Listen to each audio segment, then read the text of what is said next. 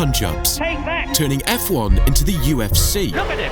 Some drivers even ending up with community service for their fights. Sound familiar, Max Verstappen? He was being a... Saving the best for last, we go to 2021, when the fight for Mercedes' second seat completely lost control. Maybe he was there to check if I'm okay, and obviously that wasn't the case. Welcome along to the second running of the Emilia-Romagna Grand Prix. Imola was soaked to the core. Valtteri Bottas, sitting in Mercedes' second seat behind Lewis Hamilton, had a contract that was a little different than most. Pretty much always through my career with one-year contracts. If I want to stay with the team, I need to perform. That's how it goes in this sport. He knows if the right man comes along, he would be thrown to the side without hesitation. In 2021, that man had come along. In steps Williams' George Russell. In the right car at the right time, I know I can do it and show them that I'm the one. Bottas knew he was the guy. Of course, I fight for it. To me, the best driver win. It's lights out and away we go. Let's cut to lap 32. That's Valtteri Bottas and George Russell.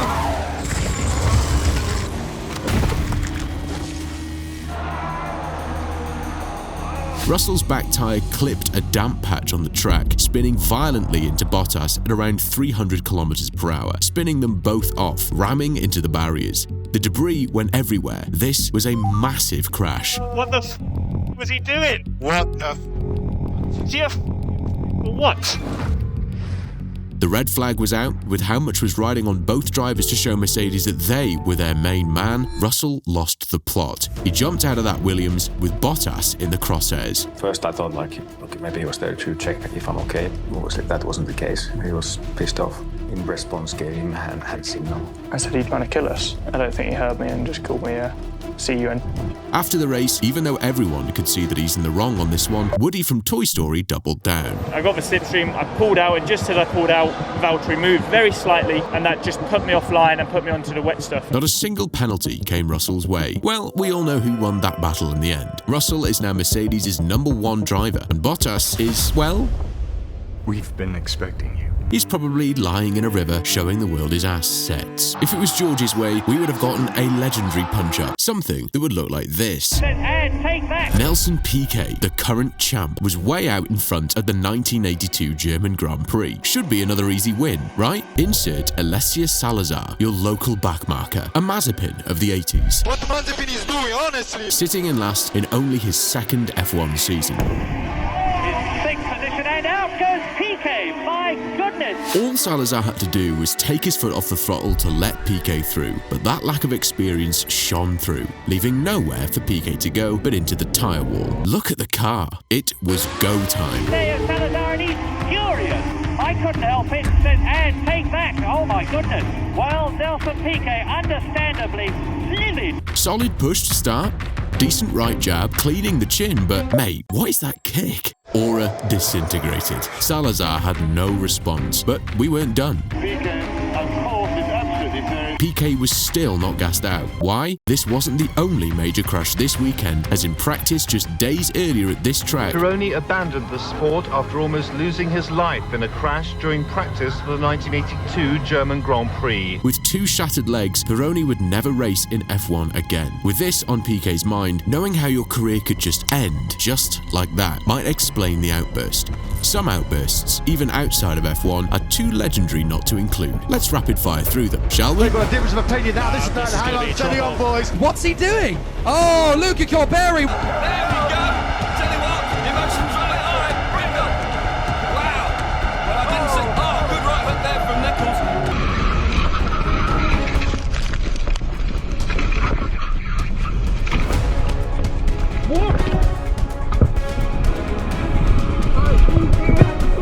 Back to F1, and we all know how fired up Verstappen can be. But in Brazil 2018, all hell had broken loose when Ocon would push him one step too far.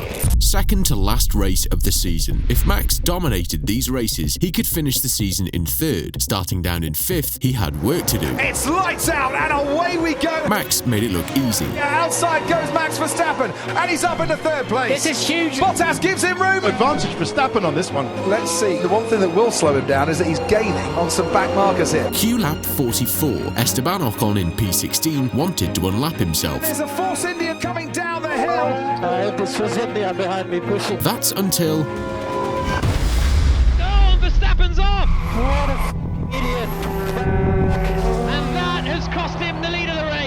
yourself down for the moment, Max. Yeah, I made massive floor damage. I don't think I need to comment what happened. Max would finish P2, Ocon P14. Max was fired up. Red Bull tried to settle him earlier, tried and failed. I do not know what to say about that. Yeah, I know what to say. I hope I can't find him now in the paddock, because then he has... Max wasn't playing around. He meant every word of that. Verstappen was absolutely seething. That was Esteban Ocon. Ultimately, it robbed Max of the win.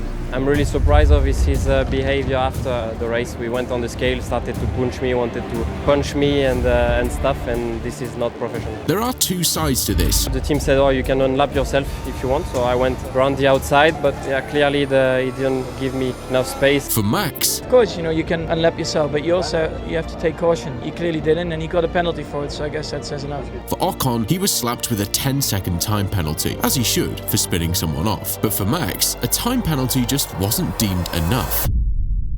Yep, Max had to serve 2 days of community service. This was mostly for the fight, but the press conference answer didn't help matters. Max, can you just explain what happened between you and Esteban? I don't really have a lot to comment on that, except that he was being a pussy. Okay. This was Max after the race. What would happen if they started brawling seconds after the crash? Staying in Brazil, as that's exactly what happened in 2009. Culprit A, Jarno Trulli, Toyota. Culprit B, Adrian Sutil, Force India. Lap 1, turn 5. He's understeering all over the place. Oh, there's problems there as well. That's Sutil, and there's a Toyota there. Was that Jarno Trulli? It is Jarno Trulli. So drama on the first lap here at the Brazilian Grand Prix. With both drivers absolutely going for it, Trulli tried to go around the outside, but Sutil was having none of it. Trulli's car ran out of space, clipped the grass, and spun into the gravel, smashing into not just Sutil. Let's watch Fernando Alonso's view. This is from Alonso took a big wallop in that as well. Absolutely nothing he could have done about that. The result was inevitable. That's when it kicked off. Oh, and Jarno Trulli there, very, very unhappy indeed. Sutil involved in another incident. Remember, he was involved with Kovalainen in Japan, and Trulli is absolutely hammering him. Must be danger, must be danger. They're almost together there.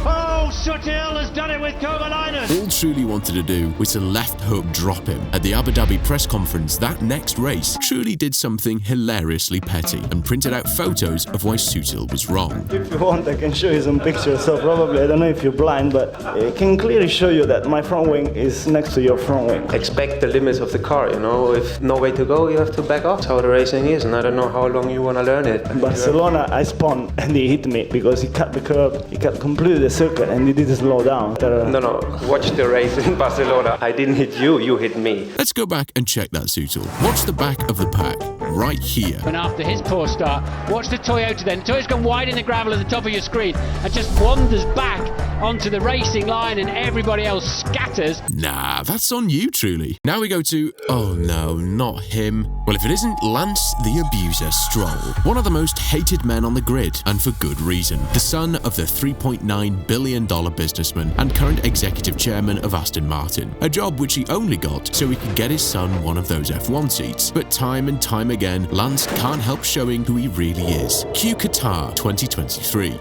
Coming 17th in qualifying. Instead of taking it upon himself to talk with the engineers to improve for the Sunday race, Lance, well... With what happened to him out of the car, nowhere to hide in Formula One, who's struggling to find the answers at the moment. Ooh. You can be upset, sure, but abusing the people who are trying to help you improve shows how expendable these people are to him, even in the post-qualifying interview. What are your emotions right now? Yeah.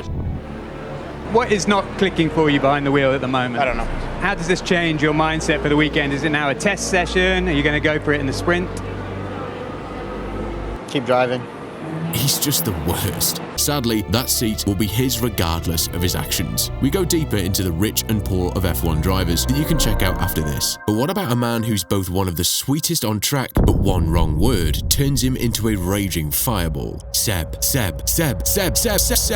Azerbaijan races, bang. Hamilton takes it away, but he lands on. 2017 was no exception. Lewis Hamilton in first, Sebastian Vettel second. And then... there is Danny Kvyat, stopped by the side of the track. Yes, the crash looked minor, but it still managed to bring the safety car out for 8 whole laps. Time for new tyres. Right, so there goes Hamilton.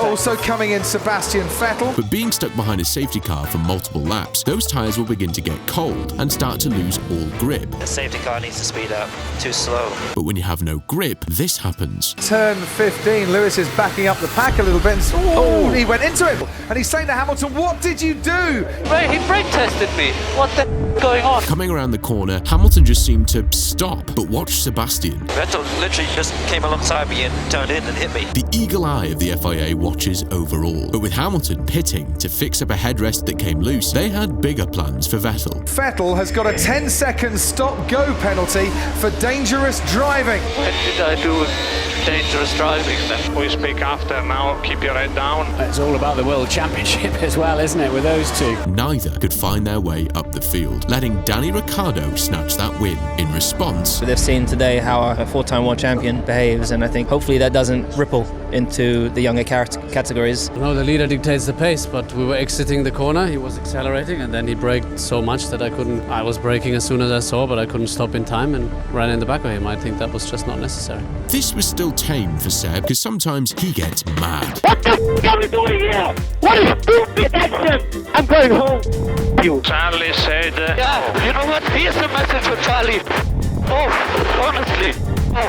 Who the crash? Somebody hit me in rear turn 2, and then somebody hit me in the rear again in turn 3. For f***'s sake, what the f*** are we doing here? Let's keep that energy, as in Belgium 1998, we go to arguably one of the most intense post-race scenes in all of F1. He's going to have it out with David Coulthard. One of the craziest races of all time. On a rainy Spa afternoon, Michael Schumacher was 7 points behind the leader and needed every point he could get. David Coulthard, down in third, knew if he stayed consistent, he'll be in contention to take the whole championship. Everyone knew Spa could be a disaster. Lap 1, the circus began. Coulthard in the wall. David Coulthard into the wall. Oh, this is terrible. This is the worst start for a Grand Prix that I have ever seen. 13 cars were wiped out immediately, but if you had a spare car, your race wasn't done. On the restart though... Going round the outside. Oh, it's Hakkinen spun. Spinning Hakkinen.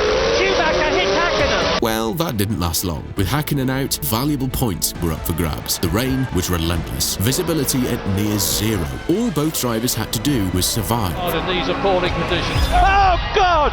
Michael Schumacher hits David Coulthard and is out of the Belgian Grand Prix. With so much spray, Coulthard had to slow down to get a glimpse of anything. But when you're on the racing line with nowhere to go, that Ferrari got crumpled. Both drivers needed these points, but neither of them believed they were in the wrong. Both cars arrived into the pits at the same time. It began. He's storming down the pit lane, presumably to go. Look at him.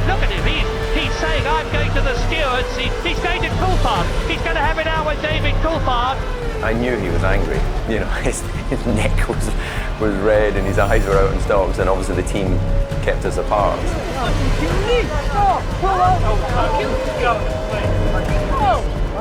In all this chaos, Jordan not only picked up their first ever win in F1 with Damon Hill, but they finished a 1-2 with Michael Schumacher's brother coming in second. Coulthard going on record saying, you know, I accept my part in the crash, but you need to take some responsibility as well. And he went, no, I don't see it like that. In fairness, you crashed into the back of me. I didn't reverse into you. Surely you must be wrong sometimes. And he thought about it for a while and he went, not that I remember. Continuing with our World Championship segment, Fernando Alonso.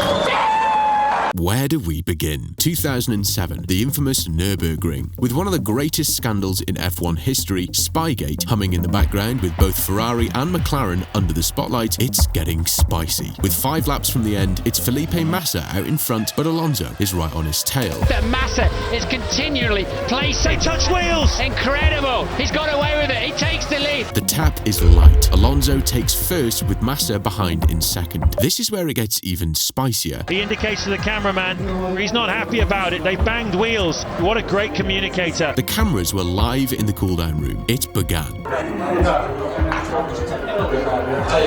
Barcelona, Barcelona, eh? Let's flash back to that race start.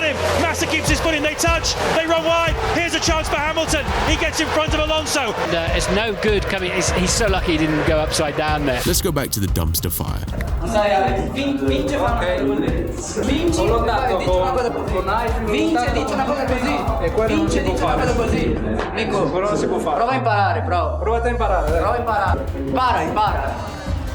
But there is one thing missing from this, a proper punch-up. Let me supply your fix with one of the best F1 fights you probably haven't seen before. James Hunt, the party boy. Extremely fast. How do you do it? Big balls. Hunt was already notorious for not being able to control himself well. So in Canada, after he spun out, he was confronted by a race marshal. That's all it took for James to snap. In a blind rage, Hunt performs the single cleanest right hook in motorsport. If there's better, please let me know, thanks. He realized the millisecond he was done that he messed up. He tried to make up with the marshal, but the damage was done. You see, this wasn't James Hunt's first rodeo, as 2 years earlier in Monaco. Like, and oh look, the subscribe button just lit up. The grid, out.